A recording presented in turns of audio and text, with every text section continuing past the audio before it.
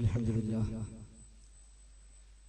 نحمده ونستعينه ونؤمن به ونتوكل عليه ونعوذ بالله من شرور أنفسنا ومن سيئات أعمالنا من يهده الله فلا مضل له ومن يضلل فلا هادي له أن لا إله إلا الله وحده لا شريك له وأشهد أن محمدا عبده ورسوله أرسله بالهدى ودين الحق ليظهره على الدين كله ولو كره المشركون اللهم صل على محمد وعلى آل محمد صليت على إبراهيم وعلى آل إبراهيم إنك حميد مجيد اللهم بارك على محمد وعلى آل محمد كما باركت على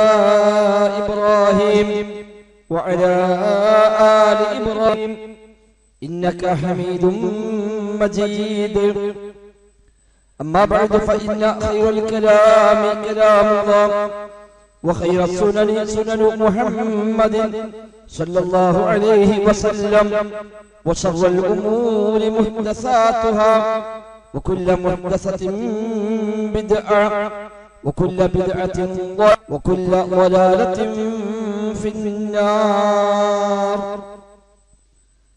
أعوذ بالله من الشيطان الرجيم بسم الله الرحمن الرحيم يا أيها الذين آمنوا اتقوا الله حق تقاته ولا تموتن إلا مسلمون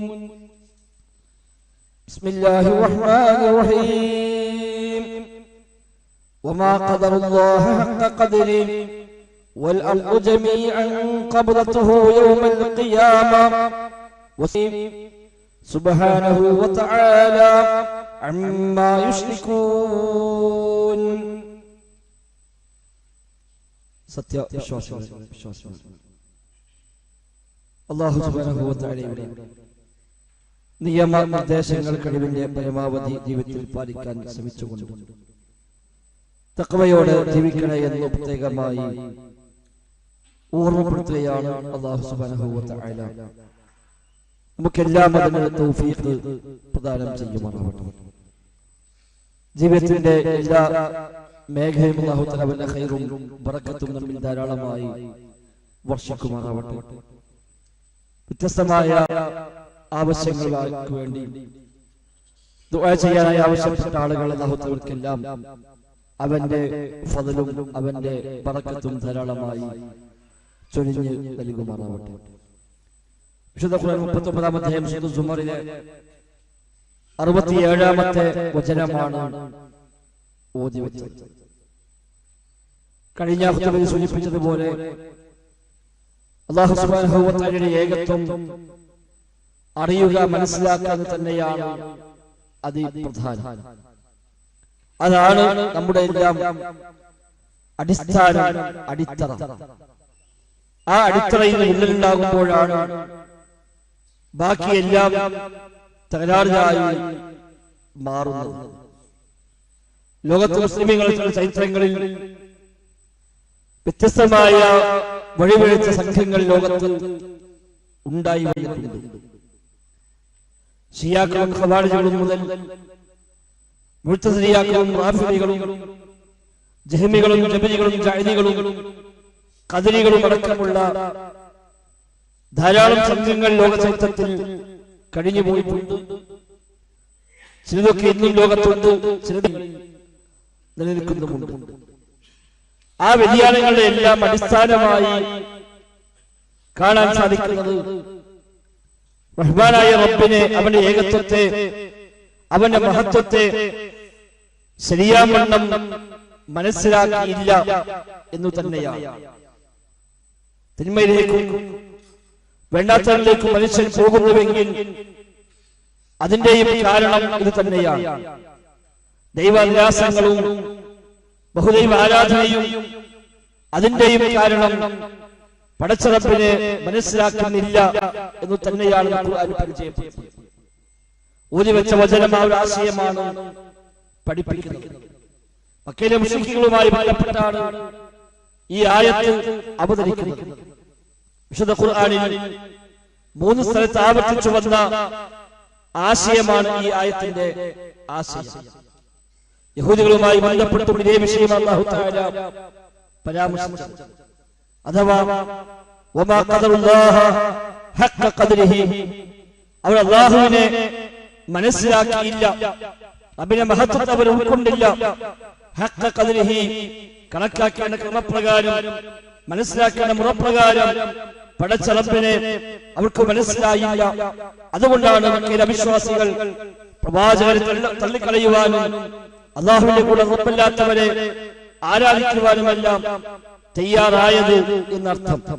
ഈ ആയത്ത് വിശദീകരിക്കുമ്പോൾ അഹ്ലുസുന്നയുടെ പ്രഗത്ഭനായ പണ്ഡിതൻ ഇമാം ഇബ്നു കസീർ റഹിമഹുല്ലാ അദ്ദേഹത്തിന്റെ തഫ്സീറിൽ പറയുന്നു, വമാ ഖദ്ദറൽ മുശ്രികൂന അല്ലാഹ ഖദ്രിഹി ഹീന അബദു മഅഹു ഗൈറഹു, അല്ലാഹു അല്ലാത്തവരെ ആരാധിച്ച ആളുകൾ അവർ യഥാർത്ഥത്തിൽ റബ്ബല്ലാത്തവരെ ആരാധിക്കാൻ കാരണം പടച്ച റബ്ബിനെ അവർ മനസ്സിലാക്കിയില്ല എന്നതുകൊണ്ടാണ്. മാ ഖദ്ദറുല്ലാഹ്, അല്ലാഹുവിനെ അവർ കണക്കാക്കിയില്ല. ഹഖ്ഖ ഖദ്രിഹി, കണക്കാക്കേണ്ട ക്രമപ്രകാരം, മനസ്സിലാക്കേണ്ട മുറപ്രകാരം ഇല്ലാത്തവരെ അവർ ആരാധിക്കാൻ മുന്നോട്ട് വന്നത്. വഹുവൽ അദീമുൽ ലദീ ലാ അഅ്ളമ മിൻഹു, അല്ലാഹു തആലയാണ് അത്യുന്നതൻ, അവനേക്കാൾ മഹത്വമുള്ള ആരും തന്നെ ഇല്ല. അൽ ഖാദിറു അലാ കുല്ലി ഷൈഇൻ, എല്ലാ കാര്യത്തിലും കഴിവുള്ളവനാണ് അല്ലാഹു തആല. അൽ മാലികു ലികുല്ലി ഷൈഇൻ, എല്ലാ കാര്യത്തിന്റെയും ഉടമസ്ഥനാണ്. കുല്ലു ഷൈഇൻ തഹത ഖഹ്രിഹി വ ഖുദ്റതിഹി, മുഴുവൻ കാര്യങ്ങളും അവന്റെ നിയന്ത്രണത്തിലാണ്, അവന്റെ കഴിവിന് കീഴിലാണ്, ആധിപത്യത്തിലാണ്. ഇത് മനസ്സിലാക്കുന്ന ഒരാള് അല്ലാഹു അല്ലാത്തവരെ ആരാധിക്കാൻ തയ്യാറാവുകയില്ല. എന്നിട്ടും മക്കയിലെ വിശ്വാസികൾ അല്ലാഹു അല്ലാത്തവരെ ആരാധിച്ചുവെങ്കിൽ അതിന് കാരണം റഹ്മാനായ റബ്ബിനെ കണക്കാക്കിയ ക്രമത്തിൽ അവരെ കണക്കാക്കിയിട്ടില്ല, മനസ്സിലാക്കാനുള്ള മുറപ്രകാരം മനസ്സിലാക്കിയിട്ടില്ല എന്നാണ് അല്ലാഹു തആല പരിചയപ്പെടുത്തിയത്. യഹൂദികളുമായി ബന്ധപ്പെട്ടുകൊണ്ട് ഇതേ ആശയം അല്ലാഹു തആല വിശുദ്ധ ഖുർആനിൽ ആയത്ത് ഇറക്കി. മാ ഖദറുല്ലാഹ ഹഖ്ഖ ഖദ്രിഹി, പടച്ച റബ്ബിനെ മുറപ്രകാരം മനസ്സിലാക്കിയിട്ടില്ല എന്ന ആശയം നമുക്ക് കാണാൻ സാധിക്കുന്നുണ്ട്. യഥാർത്ഥത്തിൽ ഇന്നും മനുഷ്യൻ ഏതൊക്കെ വഴിയിൽ അല്ലാഹു അല്ലാത്തവരിലേക്ക് പോവുകയും പടച്ച റബ്ബിനോട് ധിക്കാരം കാണിക്കുകയും ചെയ്യുന്നുവെങ്കിൽ അതിന്റെയും കാരണം അല്ലാഹു തആലയെ മനസ്സിലാക്കുന്നില്ല എന്ന് തന്നെയാണ്. തിന്മയിലേക്ക്, തെറ്റിലേക്ക്, തോന്നിവാസങ്ങളിലേക്ക്, ഹറാമിലേക്ക് മനുഷ്യൻ പോകുന്നുവെങ്കിൽ അവിടെ യഥാർത്ഥത്തിൽ ഇതാണല്ലോ റഹ്മാനായ റബ്ബിനെ കൃത്യമായി മനസ്സിലാക്കിയാൽ അല്ലാഹു സമീആണ്, അവൻ അലീമാണ്, അവൻ ബസീറാണ്, അവൻ ഖദീറാണ്, ഹകീമാണ്, ലത്തീഫാണ്. ആ നിലയ്ക്ക് പടച്ച റബ്ബിനെ മനസ്സിലായാൽ എല്ലാം കാണുന്നവൻ, എല്ലാം കേൾക്കുന്നവൻ, എല്ലാം അറിയുന്നവൻ, സൂക്ഷ്മമായി അറിയുന്നവൻ, എല്ലാം നിരീക്ഷിക്കുന്ന റഖീബായവൻ, എല്ലാം അല്ലാഹു തആല എല്ലാം തീർച്ചയായും ഇന്റെ രക്ഷിതാവ് പരിസ്ഥാനത്തുണ്ട്, നിരീക്ഷണ സ്ഥാനത്തുണ്ട് എന്ന ആ ഒരു ആശയം പിന്നെ റഹ്മാനായ റബ്ബിന് എതിരായി പോവാൻ, അവരുടെ കൽപ്പനകൾക്ക് വിരുദ്ധമായി പ്രവർത്തിക്കുവാൻ, തിന്മയും തോന്നിവാസം ചെയ്യാൻ എങ്ങനെയാണ് ആ മനുഷ്യന് സാധിക്കുക? എന്റെ റബ്ബെല്ലാം കാണുന്നുണ്ട്, അവൻ കേൾക്കുന്നുണ്ട്, അവൻ അറിയുന്നുണ്ട്, എല്ലാം രേഖപ്പെടുത്തുന്നുണ്ട്. ആ രേഖ അടിസ്ഥാനമാക്കി റഹ്മാനായ റബ്ബിന്റെ മുന്നിൽ എനിക്ക് വിചാരണ നേരിടേണ്ടി വരും, അവിടെ ഞാൻ മറുപടി പറയേണ്ടി വരുമെന്ന ആ ഒരു ആശയമുണ്ടെങ്കിൽ പിന്നെ എങ്ങനെയാണ് അവന് പടച്ച റബ്ബിനെ ധിക്കാരം കാണിച്ചുകൊണ്ട് പോവുക? അല്ലാഹുവിലേക്ക് പോകുന്നുവെങ്കിൽ, അല്ലാഹുവിനെ ആരാധിക്കുവാൻ, അവരോട് പ്രാർത്ഥിക്കുവാൻ, അവർക്ക് നേർച്ചയും വഴിപാടുകളും അല്ലാഹുവിന്റെ പേരിൽ സത്യം ചെയ്യുവാൻ ഒരു മനുഷ്യൻ തയ്യാറാകുന്നുവെങ്കിൽ അതിന്റെയും കാരണം മറ്റൊന്നുമല്ല, വമാ ഖദറുല്ലാഹ ഹഖ്ഖ ഖദ്രിഹി, അല്ലാഹു തആലയെ മനസ്സിലാക്കുന്ന മുറപ്രകാരം അവൻ മനസ്സിലാക്കിയിട്ടില്ല എന്നാണ്. ഹദീസിൽ കാണാം, ഇമാം ബുഖാരി മുസ്ലിം അവതരിക്കുന്ന വ്യത്യസ്തമായ പരമ്പരകളുള്ള ഹദീസിൽ നബിയുടെ സ്വഹാബി അബ്ദുല്ലാഹ് ഇബ്നു ഉമർ റളിയല്ലാഹു അൻഹു മകൻ അബ്ദുല്ലാഹ് അദ്ദേഹം പറയാണ്, അദ്ദേഹം അല്ലാഹുവിന്റെ റസൂല് മിമ്പറിൽ കയറി ഈ ആയത്ത് പഠിപ്പിച്ചത് അദ്ദേഹം തന്റെ ശേഷക്കാർക്ക് പിന്നീട് പറഞ്ഞു കൊടുക്കുകയാണ്. അവിടെ അല്ലാഹുവിന്റെ മഹത്വത്തെ നബി തങ്ങൾ മിമ്പറിൽ വെച്ച് പരിചയപ്പെടുത്തി. ഈ ആയത്തോദിട്ടാണ് നിബിധങ്ങൾ പറഞ്ഞത്. എന്നിട്ട് നിബിധങ്ങൾ പറഞ്ഞു, അല്ലാഹു ഭൂമിയെയും അവന്റെ കയ്യിൽ പിടിക്കും. ഈ ആയത്തിന്റെ ബാക്കിയാണല്ലോ നാളെ പാരത്രികമായ ലോകത്ത് ആകാശങ്ങൾ മുഴുവനും അല്ലാഹു തആല അവന്റെ കയ്യിൽ ചുരുട്ടിപ്പിടിക്കുമെന്നാണ് ആയത്തിന്റെ ആശയം. ഇത് പറഞ്ഞിട്ട് പ്രവാചകൻ പറയാണ്, യഖുലുല്ലാഹു സമാവാതിഹി വഅർളിഹി ബിയദിഹി. അല്ലാഹു തആല ഭൂമിയെയും അവന്റെ കയ്യിൽ പിടിക്കും. വയഖൂൽ എന്ന് അല്ലാഹു തആല പറയും, അനൽ മലിക്, ഞാനാണ് രാജാധിരാജൻ എന്ന് റബ്ബ് പറയും. അതേപോലെ വയഖുലു അസ്വാബിഹു വയബസുതുഹാ അനൽ മലിക്, ഞാനാണ് രാജാവ് എന്ന് പറഞ്ഞുകൊണ്ട് അല്ലാഹു തആല ആകാശഭൂമികളെ തങ്ങൾ മിമ്പറിൽ വെച്ച് പ്രഖ്യാപിക്കുകയാണ്. ഇബ്നു ഉമർ പറയുന്നു, ഹത്താ നലത്തുൽ മിമ്പരി യതഹറകു മിൻ അസ്ഫലി ശൈഇൻ മിൻഹു. നബിതങ്ങൾ അല്ലാഹുവിന്റെ മഹത്വം ഞങ്ങളെ പരിചയപ്പെടുത്തി മിമ്പറിൽ കയറി അല്ലാഹുവിനെ കുറിച്ച് നബിതങ്ങൾ പറഞ്ഞു. ഈ ആയത്തോദിട്ടാണ് അല്ലാഹുവിന്റെ മഹത്വത്തെ അവിടുന്ന് പരിചയപ്പെടുത്തിയത്. നബിതങ്ങൾ അത്ര ഗൗരവമായി അല്ലാഹുവിനെ കുറിച്ച് പറഞ്ഞപ്പോൾ ഹത്താ നലത്തു, ഞാൻ ആ മിമ്പർ ഞാൻ നോക്കി, യതഹറകു, ആ മിമ്പറിനെ ഇളകുന്നത് ഞാൻ കണ്ടു, മിൻ അസ്ഫലി ശൈഇൻ മിൻഹു, ആ മിമ്പർ ഒന്നാകെ കുലുങ്ങുന്നു.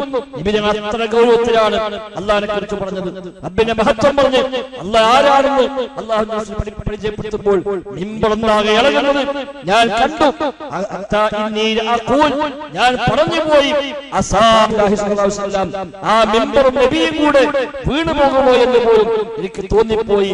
അത്ര ഗൗരവത്തിൽ ഞങ്ങൾക്ക് ഈ ആയത്തോടി അല്ലാഹുവിനെ കുറിച്ച് പറഞ്ഞിരുന്നുവെന്നാണ് മറ്റൊരു റിപ്പോർട്ട് ഞങ്ങൾ പറഞ്ഞത്. يمجد الرب نفسه عن الجبار عن المتكبر عن الملك عن العزيز عن الكريم ان الله تعالى പറയുമെന്നാണ്. നാളെ ഭൂമികളെ ചുരുട്ടിപ്പിടിച്ചുകൊണ്ട് അല്ലാഹു തആല ചോദിക്കും, ആരാണ് അധികാരമുള്ളവൻ? ഞാനാണ് മലിക്, അനൽ മലിക്, ഞാനാണ് രാജാധിരാജൻ. അനൽ മുതകബ്ബിർ, ഞാനാണ് കിബ്രിയാ വലിപ്പത്തരമുള്ളവൻ ഞാനാകുന്നു. ഞാനാണ് അസീസ്, പ്രതാപമുള്ളവൻ ഞാനാണ്. അനൽ കരീം, ഔദാര്യവാനവൻ ഞാനാണ് എന്ന് അല്ലാഹു പറയുമെന്ന് നബി തങ്ങൾ പറയുന്നു. ഫറജഫ മിമ്പറു, നബിയെ കൊണ്ട് ആ മിമ്പർ വിറച്ചു. ഹത്താ ഖുൽനാ ലയഖിറന്ന ബിഹി, നബി തങ്ങൾ വീണു പോകുമെന്ന് ഞങ്ങൾ പറഞ്ഞു. മിമ്പർ മറിയും, കാരണം ഈത്തപ്പഴമുട്ടിയാണല്ലോ മിമ്പർ. ആ ഈത്തപ്പഴമുട്ടി കേട്ടാണ് നബി തങ്ങൾ പറയുന്നത്. ആ നബി തങ്ങളുടെ ആക്ഷൻ, നബി തങ്ങളുടെ ഗൗരവം, അതിന്റെ കാരണമായി മിമ്പർ ഇളകുന്നു. നബിയും മിമ്പറും കൂടെ വീഴുമോ എന്ന് പോലും ഞങ്ങൾക്ക് തോന്നിയിട്ടുണ്ട്. പഠിപ്പിക്കുന്നത് ഇമാം മുസ്ലിം, ഇമാം ബുഖാരിയും ഇമാം അഹ്മദും അടക്കം ഒട്ടുമിക്ക പണ്ഡിതന്മാരും ഉദ്ധരിച്ച സ്വീകാര്യയോഗ്യമായ ഒരു ഹദീസാണ്. ഇതിന്റെ ഏത് രംഗത്തും അല്ലാഹുവിനെ അറിയുക, അതാണ് പ്രധാനം.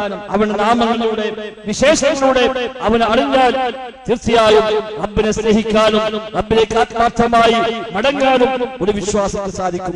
അതിനാണ് നാമങ്ങൾ പഠിക്കാൻ പറഞ്ഞത്. കഴിഞ്ഞ ഖുത്ബയിൽ സൂചിപ്പിച്ചുവല്ലോ, അല്ലാഹു തആലയ്ക്ക് ധാരാളം പേരുകളുണ്ട്. അതിൽ പ്രത്യേകം പഠിപ്പിച്ചതുണ്ട്, പഠിപ്പിക്കാത്തതുണ്ട്. പ്രത്യേകം 9 എണ്ണം അത് ഹൃദിസ്ഥമാക്കിയാൽ, ക്ലിപ്തപ്പെടുത്തിയാൽ സ്വർഗമുണ്ട് എന്ന് പറഞ്ഞ ഹദീസ് കഴിഞ്ഞ ഖുത്ബയിൽ നാം സൂചിപ്പിച്ചു. റഹ്മാനായ റബ്ബിന്റെ ഓരോ നാമങ്ങളും അൽ-അസ്മാഉൽ ഹുസ്ന, മഹത്വമേറിയ നാമങ്ങളാണ്. വലിയ വിശേഷണങ്ങളെ ഉൾക്കൊള്ളുന്ന നാമങ്ങളാണ്. അല്ലാഹു തആലക്ക് ഒരു പേര് പോലും വെറുതെ ഇല്ല.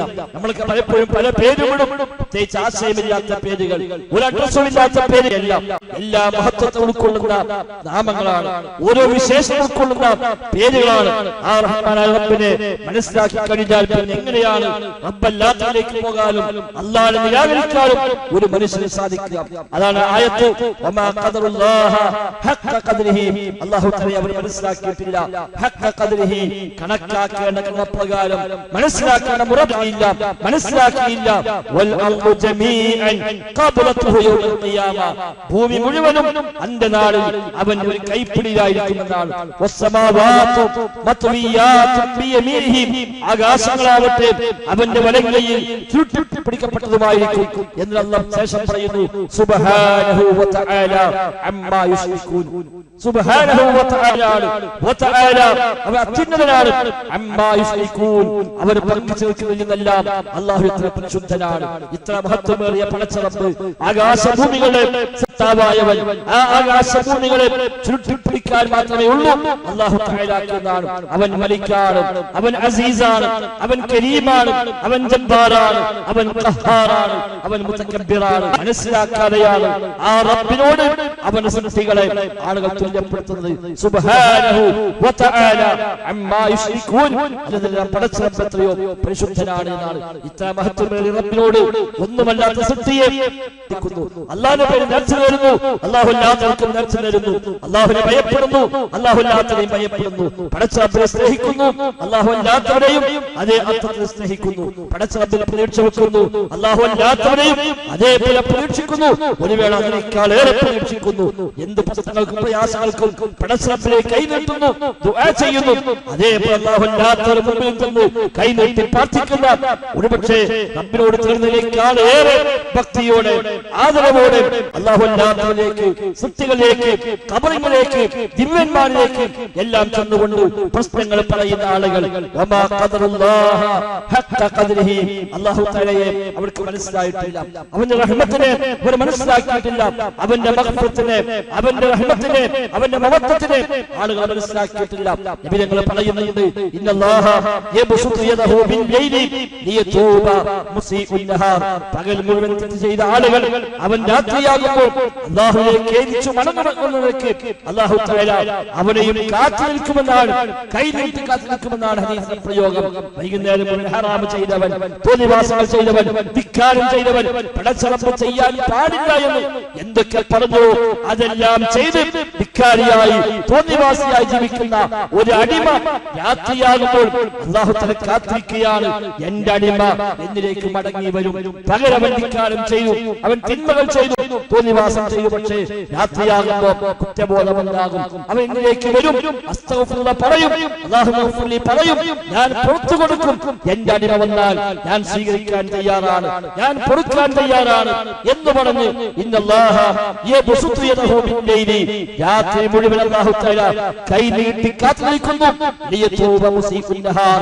പകൽ തെറ്റ് ചെയ്തവൻ തൗബ ചെയ്യാൻ വേണ്ടി അല്ലാഹു കാത്തിരിക്കുന്നു, പുറത്തു കൊടുക്കാൻ. വയബ്സുതു യദഹു ബിൻ നഹാരി ലിയതൂബ മുസീഉൽ ലൈലി. രാത്രി തെറ്റ് ചെയ്ത മനുഷ്യന്മാരായി കഴിഞ്ഞാൽ അവിടെ രീതികൾ മറ്റു പലതുമാണ്. ഇരുട്ടിന് മറവിൽ തിന്മകൾ ചെയ്യുന്നവർ, ആരുമറിയാതെ സ്വകാര്യമായി തെറ്റുകൾ ചെയ്യുന്നവർ, പകൽ മാന്യന്മാരായിട്ടുള്ളവർ എല്ലാ രംഗത്തുമുണ്ട്. മതത്തിന്റെ ആളുകളാണ്, പള്ളിയുടെ ഭാരവാഹികളാണ്, മഹല്ല് കമ്മിറ്റിക്കാരാണ്. പക്ഷേ രാത്രിയായ സ്വകാര്യമായി കഴിഞ്ഞാൽ ആരുമറിയാതെ ആ സ്വകാര്യതയിൽ ഒരുപാട് വേണ്ടാവൃത്തികൾ ചെയ്യുന്നവർ അല്ലാഹു തആല കാത്തിരിക്കുന്നവരെ നേരം വെളുക്കുമ്പോഴെങ്കിലും എന്റെ അടിമയ്ക്ക് കുറ്റബോധമുണ്ടാകും. സ്വകാര്യമായ കൂട്ടുകെട്ടിൽ ഇരുട്ടുകളിൽ പോയി തിന്മകൾ ചെയ്തെങ്കിലും നേരം വെളുക്കുമ്പോൾ അവന് കുറ്റബോധമുണ്ടാകും. അവൻ തൗബ ചെയ്യും, പടച്ചവനെ പൊറുക്കണേ എന്ന് അവൻ പ്രാർത്ഥിക്കും. ഞാൻ സ്വീകരിക്കാം, അവനെ പുറത്തു കൊടുക്കാം. അവന് ഇന്നല്ലാഹ യബ്സുതു യദഹു. അല്ലാഹു കൈ നീട്ടി കാത്തിരിക്കുന്നു എന്നാണ് തന്റെ അടിമ തന്നിലേക്ക് മടങ്ങി വരുമെന്ന നിലയ്ക്ക്. അതാണ് അവന്റെ റഹ്മത്ത്, അതാണ് അവന്റെ മഗ്ഫിറത്ത്.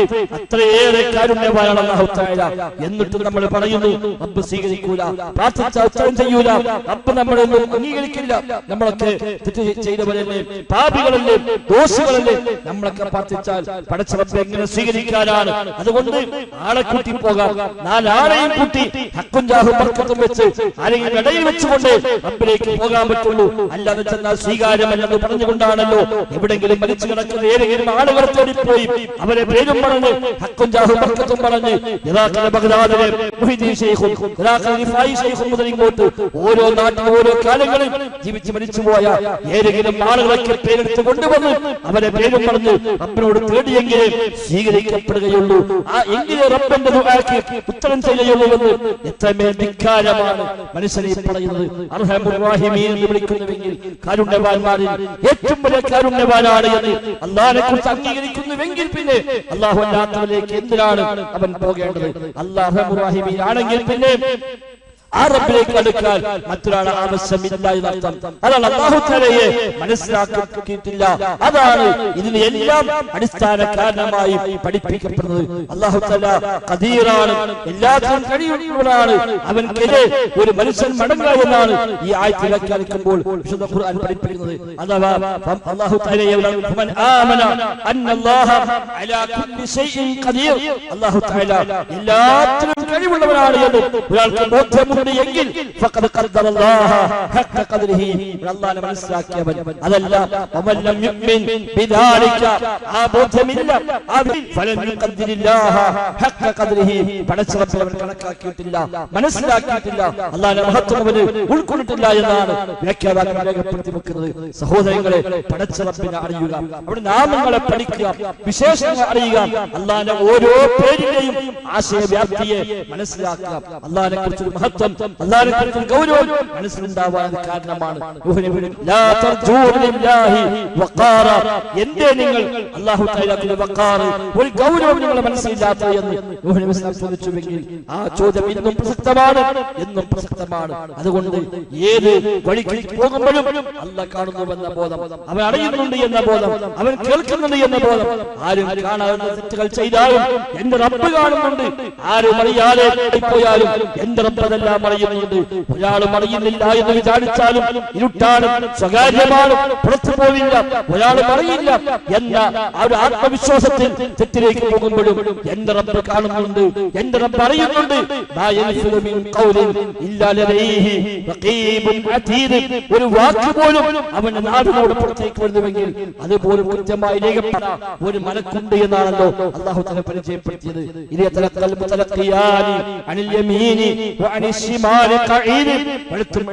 കൊണ്ട് ഏറ്റുവാങ്ങുന്ന രണ്ട് മലക്കുകൾ എല്ലാം ഏറ്റുവാങ്ങാൻ തയ്യാറായി നിൽക്കുന്നുവെന്നാണ് വിശുദ്ധ ഖുർആനിലെ അധ്യാപനം. ആ ബോധം മാത്രമാണ് ജീവിതം ശുദ്ധീകരിക്കാൻ, ജീവിതം നന്മയുടെ മുന്നോട്ട് കൊണ്ടുപോകാനുള്ള ഏക പരിഹാര മാർഗം. അതല്ലെങ്കിൽ നാട്ടുകാരെ പേടിച്ചിട്ട്, ഉമ്മയെയും ബാപ്പയെയും പേടിച്ചിട്ടൊന്നും തെറ്റൊന്നും മാറി നിൽക്കാൻ കഴിയില്ല. കാരണം അവരില്ലാത്ത ഘട്ടം വരുമ്പോൾ ആ തിന്മയിലേക്ക് പോകും. ആരാനെ പേടിച്ച് റബ്ബിനെ പേടിച്ചുകൊണ്ടാണെങ്കിൽ പടച്ചറബിന് നീക്ഷണമില്ലാത്ത സന്ദർഭമില്ല, സമയമില്ല. എവിടെയാണെങ്കിലും ഉപദേശം കാണാമല്ലോ, മോനെ നീ ചെയ്യുന്ന കാര്യമാണെങ്കിലും ശരി, അതൊരു പാറക്കുള്ളിൽ പോയി ചെയ്താലും ശരി, ആകാശലോകത്തെവിടെയും പോയി ചെയ്താലും ശരി, ഭൂമിയിലെ ഏതെങ്കിലും കോണിൽ ചെന്ന് നീ ചെയ്താലും ശരി, അല്ലാഹു തആല അതെല്ലാം പുറത്തു കൊണ്ടുവരുമെന്ന ആ ബോധമാണ് സഹോദരങ്ങളെ നമുക്ക് വേണ്ടത്. ആരും കാണുന്നുണ്ടോ ഇല്ലേ എന്നതല്ല, ആളുകൾ കാണാതിരിക്കാനല്ല നമ്മൾ തെറ്റ് ചെയ്യാതിരിക്കുന്നത്, ആളുകൾ കാണുമെന്ന് കരുതിയിട്ടല്ല തിന്മയെ മാറിയിരിക്കേണ്ടത്. ആ റബ്ബ് നോക്കിക്കൊണ്ടിരിക്കുന്നു, അവൻ നിരീക്ഷിക്കുന്നു, അവയെല്ലാം കേൾക്കുന്നു, അവയെല്ലാം കാണുന്നു, അവൻ അവസാനം ചോദ്യം ചെയ്യുകയും ചെയ്യും. ആ ബോധമുണ്ടെങ്കിൽ ജീവിതം തീർച്ചയായും നന്മയിലേക്ക് മടങ്ങാൻ കഴിയും, തിന്മയിൽ നിന്ന് മാറിക്കാൻ കഴിയും. അതല്ലെങ്കിൽ തിന്മകൾ ധാരാളമായി വരും. അവസരങ്ങൾ ഒത്തുകിട്ടുമ്പോൾ ഏത് അവസരം വന്നാലും എന്റെ റബ്ബ് കാണാത്ത ഒരു സമയമില്ല, എന്റെ റബ്ബ് നിരീക്ഷിക്കാത്ത ഒരു സമയമില്ല. മാറ്റം ഉണ്ടാവുകയും ചെയ്യും. ആ നിലയ്ക്ക് അല്ലാഹുവിനെ മനസ്സിലാക്കാൻ നാം പരിശ്രമിക്കുക. അല്ലാഹു തആല തൗഫീഖ് നൽകി അനുഗ്രഹിക്കുമാറാവട്ടെ. അൽഹംദുലില്ലാഹ് നഹ്മദുഹു വനസ്തഈനുഹു വനുഅ്മിനു ബിഹി വനതവക്കലു അലൈഹി. اللهم صل على محمد وعلى آل محمد كما صليت على إبراهيم وعلى آل إبراهيم إنك حميد مجيد.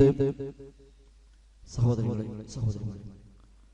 റഹ്മാനായ റബ്ബ് സുബ്ഹാനഹു വ തആലയുടെ കഴിവിന്റെ പരമാവധി ജീവിതത്തിൽ പാലിക്കാൻ ശ്രമിച്ചുകൊണ്ട് തഖ്വയോടെ ജീവിക്കണേ എന്ന് ഒരിക്കൽ കൂടെ ആവർത്തിച്ച് ഓർമ്മപ്പെടുത്തുകയാണ്. അല്ലാഹു സുബ്ഹാനഹു വ തആല നമുക്കെല്ലാം തൗഫീഖ് പ്രദാനം ചെയ്യുമാറാവട്ടെ. റഹ്മാനായ റബ്ബിനെ കുറിച്ച് പറയുമ്പോൾ പദപ്രയോഗം ഈ ആയത്തിൽ പറഞ്ഞു, ആകാശങ്ങളും ഭൂമിയും അല്ലാഹുവിന്റെ കയ്യിൽ ഇരിക്കുന്നത്. ഇങ്ങനെയുള്ള പദപ്രയോഗങ്ങൾ ഒരിക്കലും അത് സൃഷ്ടികളുമായി താരതമ്യം ചെയ്തുകൊണ്ട് മനസ്സിലാക്കാവുന്നതല്ല. അല്ലാഹുവിന്റെ കൈ എന്ന പ്രയോഗം ഖുർആനിൽ പല സ്ഥലത്തും വന്നിട്ടുണ്ട്. വജ്ഹുല്ലാഹ്, അല്ലാഹുവിന്റെ വജ്ഹ്, അവന്റെ മുഖം എന്ന പ്രയോഗം ഖുർആനിൽ പല സ്ഥലത്തും വന്നിട്ടുണ്ട്. സമാനമായ പല പ്രയോഗങ്ങൾ വചനങ്ങളിൽ പഠിപ്പിച്ചത് കാണാൻ കഴിയും. അവിടെ സൃഷ്ടികളുമായി ബന്ധപ്പെട്ട് ഒരിക്കലും നാം അതിനെ സങ്കല്പിക്കാനേ പാടില്ല. സൃഷ്ടികൾക്ക് കൈകളുണ്ട്, മനുഷ്യന്റെ കൈയല്ല മൃഗങ്ങളുടെ കൈ, മൃഗങ്ങളുടെ കൈയല്ല പക്ഷികളുടെ കൈ. ഓരോ ജീവിയുടെയും കൈ എന്ന സങ്കല്പം വ്യത്യസ്തമാണ്. അത് സൃഷ്ടികൾക്ക്. അല്ലാഹു തആലക്ക് അവയവങ്ങളില്ല, അല്ലാഹു തആല സൃഷ്ടികളോട് നിൽക്കും സാദൃശ്യപ്പെടുന്നില്ല. വലം യകുൻ ലഹു കുഫുവൻ അഹദ്, റഹ്മാനായ റബ്ബിനോട് തുല്യനായി ആരും തന്നെ ഇല്ല എന്ന ആയത്തിൽ കഴിഞ്ഞ ആഴ്ച നാം സൂചിപ്പിച്ചതാണ്. അതുകൊണ്ട് റബ്ബിന്റെ ഇത്തരം വചനങ്ങൾ വരുമ്പോൾ അതൊക്കെ അല്ലാഹുവിന്റെ ദാത്തുമായി ബന്ധപ്പെട്ട, അവന്റെ സത്തയുമായി ബന്ധപ്പെട്ട അവയൊക്കെ എന്താണ്, എങ്ങനെയാണ്, ഉദ്ദേശം എന്താണ്, അല്ലാഹു നമുക്കറിയില്ല. അല്ലാഹു എങ്ങനെയാണ് നമുക്കറിയില്ലല്ലോ. അതുകൊണ്ട് അവന്റെ സത്തയുമായി ബന്ധപ്പെട്ടുള്ള ഇത്തരം പദപ്രയോഗങ്ങൾ അതും എന്താണ് നമുക്കറിയില്ല, എങ്ങനെയാണ്. അതുകൊണ്ട് അവിടെ മുൻഗാമികളായ സഹാബിമാർ മുതലുള്ളവർ സ്വീകരിച്ച നിലപാട് ഖുർആനും ഹദീസിലും വന്നത് അത് അങ്ങനെ നമ്മൾ അംഗീകരിക്കുന്നു. നാം അതിന് വ്യാഖ്യാനിക്കാൻ പോകുന്നില്ല, എന്നാൽ ഇല്ലെന്ന് പറഞ്ഞ് നിഷേധിക്കാനും അല്ലാഹുവിനെ എതിരില്ല, ഒരു വജഹില്ല, ഇത്തരം കാര്യങ്ങൾ അല്ലാഹ്ക്കില്ല എന്ന് പറയാനും പാടില്ല. എന്നാൽ അതൊക്കെ സൃഷ്ടികളെ പോലെയാണ്, സൃഷ്ടികളെ കൈ പോലെയാണ് എന്ന് വിശദീകരണം കൊടുക്കാനും പാടില്ല, അത് ഉദാഹരണങ്ങൾ പറയാനും പാടില്ല. 4 കാര്യം കൂടുന്നത്.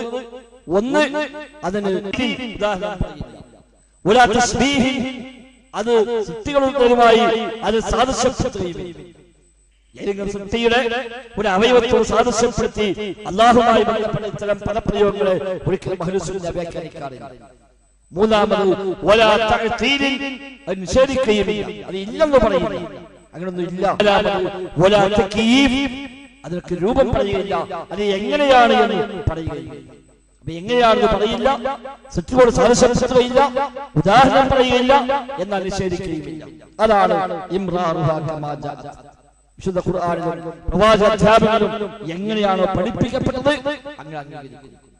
അല്ലാഹുവിനെ കുറിച്ച് പറയാൻ അല്ലാഹ്ക്ക് മാത്രം അവകാശമുള്ളൂ, പ്രവാചകർക്കുമാണ് അവകാശമുള്ളത്. അതല്ലാതെ അല്ലാഹുവിനെ കുറിച്ച് എന്തെങ്കിലും പറയാൻ, അല്ലാഹ്ക്ക് ഇല്ലാത്തൊരു പേര് പറയാൻ പോലും നമുക്ക് അവകാശമില്ല. ഒരു പേര് പടച്ചറപ്പിന് ഇല്ലാത്തൊരു പേര് ഉണ്ടെന്ന് പറയാൻ നമുക്ക് അവകാശമില്ല. അല്ലാഹ്ക്ക് ഉള്ളൊരു പേര് ഇല്ലെന്ന് പറയാൻ നമുക്ക് അവകാശമില്ല. അല്ലാഹുവിന്റെ പ്രവൃത്തി നമ്മൾ ആലോചിച്ചുണ്ടാക്കിയിട്ട് അല്ലാഹു ഇങ്ങനെ ചെയ്യും എന്ന് പറയാൻ നമുക്ക് അവകാശമില്ല. ഇങ്ങനെ ചെയ്യുക ഇല്ല. അല്ലാഹുവിന്റെ വിശേഷണങ്ങൾ, അല്ലാഹ്ക്ക് ഇല്ലാത്ത വിശേഷണം ഉണ്ടെന്ന് പറയാനോ ഉള്ള വിശേഷണം ഇല്ലെന്ന് പറയാനോ നമുക്ക് അവകാശമില്ല. അല്ലാഹുവിനെ കുറിച്ച് അല്ലാഹ്ക്ക് മാത്രമേ അറിയൂ. അല്ലാഹുവിനെ പറ്റി അല്ലാഹു വിശുദ്ധ ഖുർആനിലും അവന്റെ പ്രവാചകന്മാരുടെയും എന്താണോ പഠിപ്പിച്ചറിയിച്ചിരുന്നത് അത് മാത്രമേ നമുക്കറിയൂ. അതിനപ്പുറത്തേക്കൊന്നും അറിയില്ല. അവന്റെ നാമങ്ങളിൽ വിശേഷണങ്ങളിൽ നിലപാടാണ് എങ്ങനെയാണോ പ്രമാണങ്ങളിൽ വന്നത് അങ്ങനെ അംഗീകരിക്കുന്നു. അവിടെയാണ് ലോകത്തിൽ പിഴച്ചു പോയ ഒരുപാട് സംഘങ്ങൾ വഴിമാറിയത് ഈ വിശേഷമാണ്. അല്ലാഹുവിനെ സൃഷ്ടിയോട് ഒരുമിച്ച് വന്ന മുശബ്ബിഹുകൾ, മുജസ്സിമുകൾ എല്ലാം ലോകത്ത് കഴിഞ്ഞു പോയിട്ടുണ്ട്. സൃഷ്ടികളെ പോലെയാണ് പറഞ്ഞത്.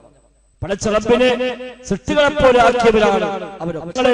നിഷേധിച്ചു പോയ മുഅത്തലീങ്ങളുണ്ട്. ഈ സിഫത്തെല്ലാം നിഷേധിച്ചതൊന്നുമില്ല എന്ന് പറഞ്ഞു മുഅ്തസിലികളൊക്കെ ആ വാദക്കാരാണ്. ശൈഖ് ഹുസൈൻ ഇബ്നു തൈമിയ്യ റഹിമഹുല്ലാഹ് പറഞ്ഞു, അൽഅബ്ദു അദമൻ, പടച്ച റബ്ബിനെ സൃഷ്ടിയോട് സാദൃശ്യപ്പെടുത്തുന്നവൻ അവൻ ആരാധിക്കുന്നത്, നിഷേധിക്കുന്നവൻ അവൻ ആരാധിക്കുന്നത് ഒന്നുമില്ലാത്തവയാണ്. അത് രണ്ടും ശരിയല്ല, രണ്ടിന്റെയും മധ്യയാണ് നമ്മുടെ വിശ്വാസം.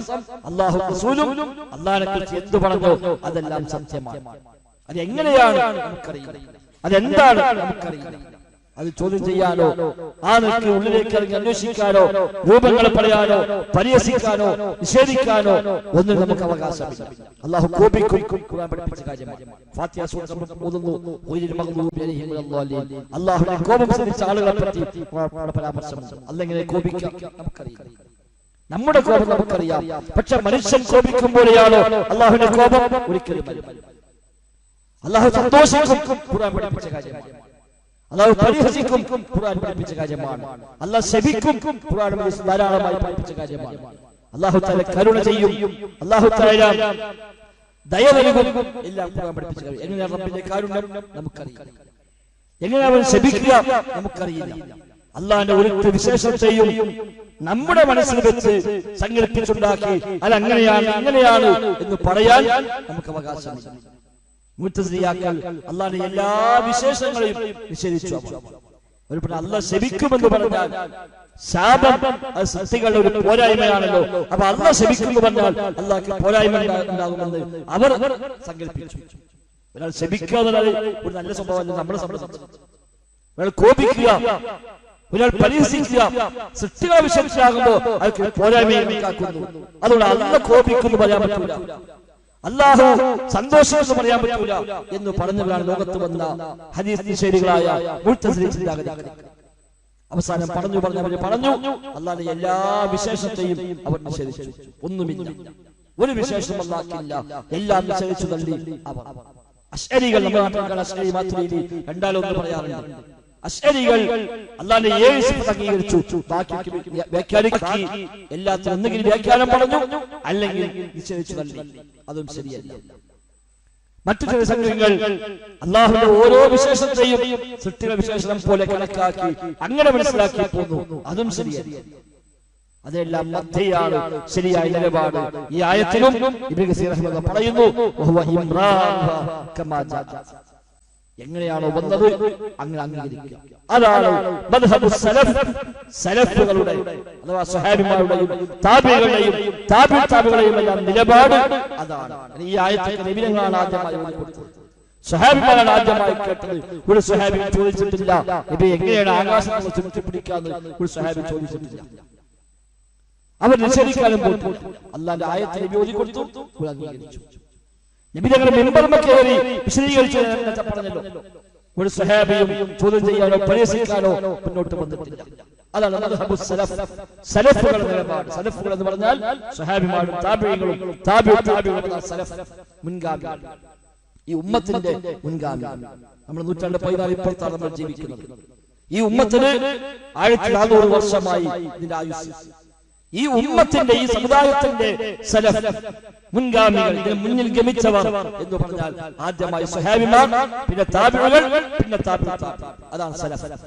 മദ്ഹബു സലഫ്, സലഫുകളുടെ മദ്ഹബ് എന്ന് പറഞ്ഞാൽ സ്വഹാബത്തിന്റെ നിലപാട്, താബിഈകളുടെ നിലപാട്, താബിഈകളുടെ നിലപാട്. അവരുടെ നിലപാട് ഇംറാറുഹ കമാ ജാ, അല്ലാഹുവിനെ കുറിച്ചുള്ളതെല്ലാം എങ്ങനെയാണോ പ്രമാണങ്ങൾ വന്നത് അങ്ങനെ അംഗീകരിക്കും.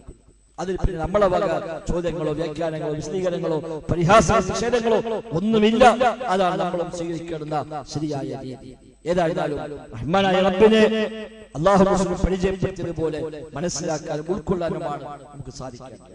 അതിൽ അവന്റെ നാമങ്ങളെ വിശേഷണങ്ങളെ പഠിക്കുക, ഖുർആൻ പഠിക്കുക, ഹദീസ് പഠിക്കുക. അതാണ് പരിഹാര മാർഗം. അതിലൂടെ മാത്രമേ അല്ലാഹുവിനെ കുറിച്ച് അറിയാൻ സാധിക്കുകയുള്ളൂ. അല്ലാത്ത സോഴ്സ് ഇല്ല അല്ലാഹുവിനെ കുറിച്ച് അറിയാൻ. അതുകൊണ്ട് അല്ലാഹുവിനെ കുറിച്ചുള്ള പരമാവധി മനസ്സിലാക്കുകയും അത് ജീവിതത്തിൽ ഉൾക്കൊള്ളുകയും ആ നിലയ്ക്ക് അല്ലാഹുവിനെ ഉൾക്കൊള്ളുകയും ചെയ്താൽ ജീവിതം തീർച്ചയായും നന്മകൾ നിറഞ്ഞതാകും, തിന്മയിൽ വ്യക്തമായി മാറും. അതല്ലാത്ത പരിഹാര മാർഗം അതില്ല എന്ന് തിരിച്ചറിഞ്ഞ് പരമാവധി ആ നിലയ്ക്ക് തഖ്വയുള്ളവരായി ജീവിച്ചു പഠിക്കാൻ നാം പരിശ്രമിക്കുക. അല്ലാഹു തൗഫീഖ് നൽകി അനുഗ്രഹിക്കുമാറാവട്ടെ. രണ്ട് കാര്യം ശ്രദ്ധിക്കുക. ഒന്ന്, ഈ വെള്ളിയാഴ്ച നമ്മുടെ ഈ പള്ളിയുടെ ദൈനംദിന നാം എടുക്കുന്നുണ്ട്. പള്ളി പരിപാലനത്തിലേക്ക് നമ്മുടെ വക ഒരു വിഹിതം നൽകണം. പള്ളി വന്നു ഇതിന്റെ കാര്യങ്ങൾ നടന്നു പോകണമെങ്കിൽ തീർച്ചയായും സാമ്പത്തികമായ ബാധ്യതയുണ്ട്. നമ്മൾ ആരും വേറെ പ്രത്യേകിച്ച് വരുമാന വഴികളൊന്നും പള്ളിക്കില്ല. വരുന്ന എല്ലാവരും കൂടെ ഒരു വിഹിതം, മാസത്തിൽ ഒരു വെള്ളിയാഴ്ച ഒരു വിഹിതം കൊടുത്താൽ വലിയ ഭാരമില്ലാത്ത കാര്യങ്ങൾ കഴിഞ്ഞു പോകും. ആ നിലയ്ക്ക് ഇന്ന് അതിന്റെ ദിവസമാണ്. പുറത്തൊരു ബക്കറ്റുണ്ട്. എന്തെങ്കിലും കൊടുത്തു പോകുന്നതിനപ്പുറത്ത് മനസ്സയുടെ പരിപാലനത്തിൽ എനിക്ക് ഒരു പങ്ക് വേണം എന്ന ആ ഒരു മനസ്സിൽ തന്നെ, ആ നിയ്യത്തിൽ തന്നെ ഇതിന്റെ ഭാഗമാവാൻ നാം ശ്രമിക്കുക. അല്ലാഹു സ്വീകരിക്കുമാറാവട്ടെ. മറ്റു ഈ ഞായറാഴ്ച നമ്മുടെ ജില്ലയിൽ മൊത്തമുള്ള ഒരു ഫാമിലി കോൺഫറൻസ്, കുടുംബസമേതം എല്ലാവർക്കും വരാവുന്ന, കുടുംബ ജീവിതത്തിലെ വ്യത്യസ്തമായ പ്രശ്നങ്ങൾ, കുടുംബാന്തരീക്ഷം ഇന്ന് അനുഭവിക്കുന്ന ഒരുപാട് വിഷമങ്ങളും പ്രയാസങ്ങളും അതിനെല്ലാം കൃത്യമായ പരിഹാരം ഖുർആനും ഹദീസുമായി ബന്ധപ്പെട്ടിരിക്കുന്ന നല്ല വൈജ്ഞാനികമായ ക്ലാസുകളാണ് ആ സമ്മേളനത്തിന്റെ ഭാഗമായി ഉണ്ടാവുക. ഈ ഞായറാഴ്ച അസറിന് ശേഷം ആരംഭിച്ച് രാത്രി 10 മണിക്ക് മുമ്പായി അവസാനിക്കുന്ന വിധം കോട്ടക്കൽ പുത്തൂർ പാടത്ത് വെച്ച് വിപുലമായ ഒരു വലിയ സംഗമമാണ്. നല്ല വൈജ്ഞാനികമായ ക്ലാസുകളാണ് ഉണ്ടാവുക. എല്ലാവരും കുടുംബസമേതം തന്നെ എത്താൻ പ്രത്യേകമായി പരിശ്രമിക്കുക. അതുമായി ബന്ധപ്പെട്ട ആളുകൾ വരാൻ കൂടി ഇതിന്റെ ഭാഗമാക്കാൻ കൂടി ശ്രമിക്കണമെന്ന് സൂചിപ്പിക്കുന്നു. അല്ലാഹു തആല എല്ലാ നന്മയിലും പങ്കാളികളാവാൻ നമുക്കെല്ലാം തൗഫീഖ് നൽകി അനുഗ്രഹിക്കുമാറാവട്ടെ. اللهم ربنا آتنا في الدنيا حسنة وفي الآخرة حسنة وقنا عذاب النار. اللهم اغفر للمؤمنين والمؤمنات والمسلمين والمسلمات الأحياء منهم والأموات إنك مجيب الدعوات وقاضي الحاجات. ربنا اصرف عنا عذاب جهنم كان غراما إنها ساءت مستقرا ومقاما. اللهم ربنا تقبل منا، ربنا تقبل منا، ربنا تقبل منا إنك أنت التواب الرحيم. وصلى الله وسلم على محمد وآله آله وصحبه أجمعين والحمد لله رب العالمين.